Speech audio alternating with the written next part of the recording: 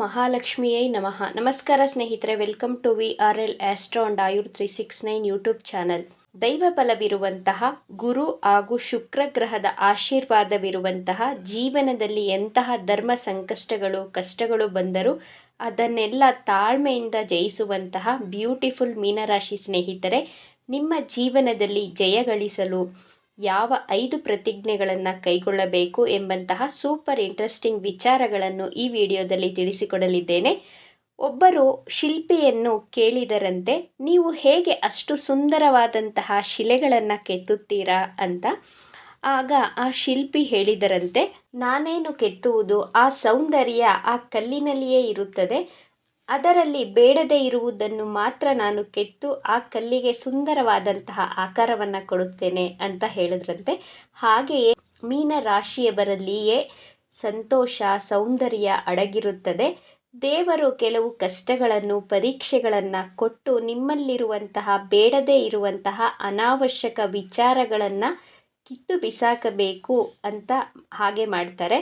ಸಂತೋಷ ನಮ್ಮಲ್ಲಿಯೇ ಇರುತ್ತದೆ. ಯಾವ ವಿಚಾರಗಳನ್ನು ನಿಮ್ಮ ಜೀವನದಿಂದ ದೂರ ಮಾಡಿದರೆ ನೀವು ಸಂತೋಷವಾಗಿರಬಹುದು ಹಾಗೂ ಜೀವನದಲ್ಲಿ ಯಶಸ್ಸಿನ ಪತಾಕೆಯನ್ನು ಆರಿಸಬಹುದು ಅಂತ ನೋಡೋಣ. ಮೀನರಾಶಿಯವರಿಗೆ ದೇವರು ಕಷ್ಟ ಕೊಡುತ್ತಿದ್ದಾರೆ ಅಂದರೆ ನಿಮ್ಮನ್ನು ಮತ್ತಷ್ಟು ಗಟ್ಟಿಗೊಳಿಸಲು, ಆ ಕಷ್ಟಗಳನ್ನು ಎದುರಿಸುವಷ್ಟು ಬಲಗೊಳಿಸುತ್ತಾರೆ ಅಂತ ತಿಳ್ಕೊಳ್ಳಿ. ಕಷ್ಟ ಬಂದಾಗ ಕುಗ್ಗದೆ ಧೈರ್ಯವಾಗಿರಬೇಕಾಗುತ್ತೆ. ಮೀನರಾಶಿಯವರು ಜೀವನದಲ್ಲಿ ಯಶಸ್ಸನ್ನು ಪಡೆಯಲು ಕೈಗೊಳ್ಳಬೇಕಾದಂತಹ ಮೊದಲನೆಯ ಪ್ರತಿಜ್ಞೆ, ಸೆಲ್ಫ್ ಡೌಟನ್ನು ಬಿಡಬೇಕಾಗುತ್ತೆ. ನನ್ನ ಸಾಮರ್ಥ್ಯವನ್ನು ನಾನು ನಂಬುತ್ತೇನೆ ಎಂಬಂತಹ ಪ್ರತಿಜ್ಞೆಯನ್ನು ಮಾಡಿ. ಮೀನರಾಶಿಯು ಗುರುಗ್ರಹದ ಆಧಿಪತ್ಯವಿರುವಂತಹ ಜ್ಞಾನವಂತ ಸೌಂದರ್ಯವಂತ ರಾಶಿ.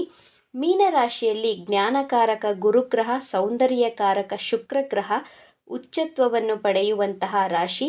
ಆದರೆ ಬುಧ ಗ್ರಹ ನೀಚವಾಗುವಂತಹ ರಾಶಿಯಾಗಿರುವುದರಿಂದ ಕೆಲವು ತೀರ್ಮಾನಗಳನ್ನು ತೆಗೆದುಕೊಳ್ಳಲು ಸ್ವಲ್ಪ ಒದ್ದಾಟ ಮಾಡ್ತೀರಾ. ಆದ್ದರಿಂದ ನಿಮ್ಮ ಸಾಮರ್ಥ್ಯದ ಮೇಲೆ ನಂಬಿಕೆಯನ್ನು ಇಡಬೇಕಾಗುತ್ತೆ. ಸೆಲ್ಫ್ ಡೌಟನ್ನು ಬಿಡಬೇಕಾಗುತ್ತೆ.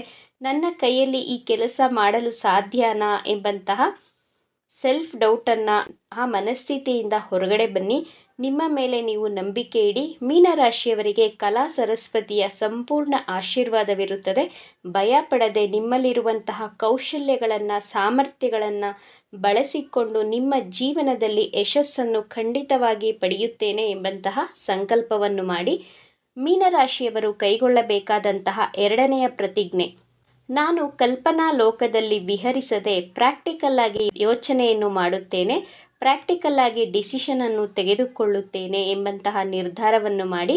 ಮೀನರಾಶಿ ಜಲತತ್ವ ರಾಶಿಯಾಗಿರುವುದರಿಂದ ನೀವು ತುಂಬ ಭಾವನಾತ್ಮಕ ಕಲ್ಪನಾತ್ಮಕ ಜೀವಿಗಳು, ತುಂಬ ಎಮೋಷ್ನಲ್ ಆಗಿರ್ತೀರ, ತುಂಬ ಸೆನ್ಸಿಟಿವ್ ಆಗಿರ್ತೀರ.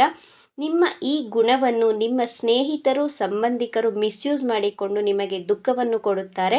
ಆದ್ದರಿಂದ ಅಯ್ಯೋ ಪಾಪ ಅನ್ನುವಂತಹ ಕರುಣೆಯ ಗುಣವನ್ನು ಸ್ವಲ್ಪ ಕಡಿಮೆ ಮಾಡಿಕೊಂಡು ಪ್ರಾಕ್ಟಿಕಲ್ ಆಗಿ ಕ್ಯಾಲ್ಕುಲೇಟಿವ್ ಆಗಿ ಇರಬೇಕಾಗುತ್ತೆ.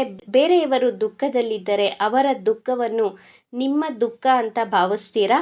ಈ ನಿಮ್ಮ ಓವರ್ ಕೇರಿಂಗ್, ಓವರ್ ಎಮೋಷ್ನಲ್ ಗುಣದಿಂದಾಗಿ ನಿಮ್ಮ ವೃತ್ತಿ ಜೀವನದ ಮೇಲೆ ಪ್ರಭಾವ ಬೀರಬಹುದು.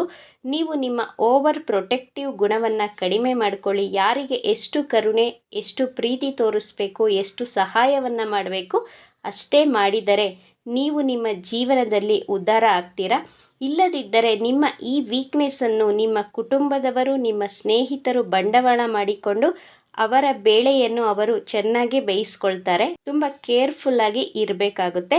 ಮೂರನೆಯದಾಗಿ ಮೀನರಾಶಿಯವರು ಹಣ ಉಳಿತಾಯದ ಕಡೆ ಗಮನವನ್ನು ಕೊಡಿ. ಮೀನರಾಶಿಯವರು ಹಣವನ್ನು ತುಂಬ ಬಾರ್ಗಿನ್ ಮಾಡಿ ಎಷ್ಟು ಬೇಕೋ ಅಷ್ಟೇ ಖರ್ಚನ್ನು ಮಾಡುತ್ತೀರಾ. ಆದರೆ ಶಾಪಿಂಗ್, ಗೋಲ್ಡ್, ಲಕ್ಸುರಿಯಸ್ ಥಿಂಗ್ಸ್ ಅಂತ ಬಂದರೆ ಹಣವನ್ನು ಮನಸ್ಸೋ ಇಚ್ಛೆ ಖರ್ಚು ಮಾಡ್ತೀರಾ. ನಿಮ್ಮ ಸೌಂದರ್ಯಕ್ಕೋಸ್ಕರ ನಿಮ್ಮನ್ನು ನೀವು ಸುಂದರವಾಗಿ ಕಾಣುವಂತೆ ಮಾಡಿಕೊಳ್ಳಲು ಹಣವನ್ನು ಖರ್ಚು ಮಾಡುತ್ತೀರಾ. ಮೀನರಾಶಿ ಕಾಲಪುರುಷನ ಕುಂಡಲಿಯಲ್ಲಿ 12ನೇ ರಾಶಿಯಾಗಿದೆ. 12ನೇ ಭಾವ ಅಂದರೆ ಮೋಕ್ಷ ಭಾವ, ಖರ್ಚಿನ ಭಾವ ಅಂತ ಕರಿಬಹುದು. ಆದ್ದರಿಂದ ನಿಮ್ಮ ಖರ್ಚುಗಳಿಗೆ ಸ್ವಲ್ಪ ಕಡಿವಾಣವನ್ನು ಹಾಕಿ ಮುಂದಿನ ಭವಿಷ್ಯಕ್ಕೋಸ್ಕರ ಹಣವನ್ನು ಉಳಿತಾಯವನ್ನು ಮಾಡಿ. ಹಣದ ಜೊತೆಗೆ ಒಳ್ಳೆ ಹೈಯರ್ ಪೊಸಿಷನ್ನಲ್ಲಿರುವಂತಹ ಸ್ನೇಹವನ್ನು ಬೆಳೆಸಿ ಸ್ನೇಹಿತರನ್ನು ಮಾಡಿಕೊಳ್ಳಿ. ನಿಮ್ಮ ಜ್ಞಾನಕ್ಕೆ ಸರಿಸಾಟಿ ಇರುವವರ ಜೊತೆ ಮಾತ್ರ ಬೆರೆತು ನಿಮ್ಮ ಜ್ಞಾನವನ್ನು ವೃದ್ಧಿ ಮಾಡಿಕೊಳ್ಳುವಂತಹ ಪ್ರತಿಜ್ಞೆಯನ್ನು ಮಾಡಿ. 4ನೇಯದಾಗಿ ಮೀನರಾಶಿಯವರು ಘಟಿಸಿ ಹೋದಂತಹ ಘಟನೆಗಳಿಗೆ ಅಂಟಿಕೊಂಡಿರದೆ ಅದನ್ನು ಮರೆತು ಮುಂದೆ ಹೋಗುತ್ತಿರಬೇಕು.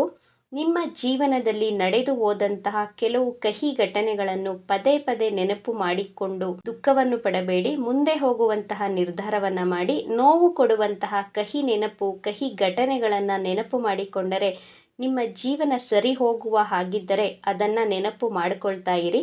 ಸಾಧ್ಯನಾ? ಇದು ಸಾಧ್ಯವಿಲ್ಲ. ಆದ್ದರಿಂದ ಸಿಹಿಯಾದಂತಹ ಸುಮಧುರವಾದಂತಹ ನೆನಪುಗಳನ್ನು ಮಾತ್ರ ನಿಮ್ಮ ಜೊತೆ ನಿಮ್ಮ ಮನಸ್ಸಿನಲ್ಲಿ ಇಟ್ಟುಕೊಂಡರೆ ನೀವು ಜೀವನದಲ್ಲಿ ಸಂತೋಷವಾಗಿ ಯಶಸ್ಸಿನ ಕಡೆ ಹೆಜ್ಜೆಯನ್ನು ಇಡಬಹುದು.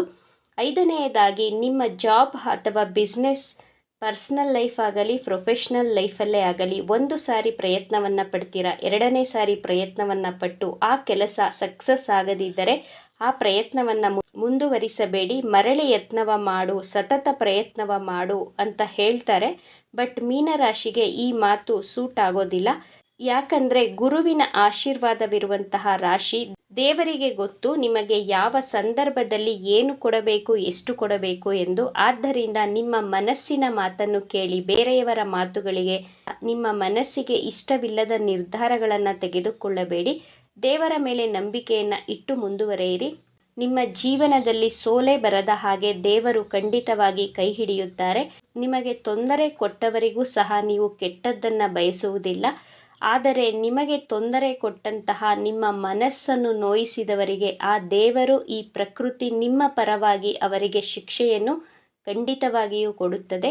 ಮೀನರಾಶಿಯವರು ಧೈರ್ಯವಾಗಿರಿ. ನಿಮ್ಮ ಸಾಮರ್ಥ್ಯ, ನಿಮ್ಮ ಜ್ಞಾನದ ಮೇಲೆ ನಂಬಿಕೆಯನ್ನು ಇಡಿ. ದೇವರ ಮೇಲೆ ಧರ್ಮದ ದಾರಿಯಲ್ಲಿ ನಡೆದರೆ ನಿಮ್ಮ ಜೀವನದಲ್ಲಿ ಸೋಲು ಅನ್ನುವ ಶಬ್ದಕ್ಕೆ ಜಾಗವೇ ಇರುವುದಿಲ್ಲ ಅಂತ ಹೇಳ್ತಾ ಇವತ್ತಿನ ವಿಡಿಯೋವನ್ನು ಮುಗಿಸ್ತಾ ಇದ್ದೇನೆ.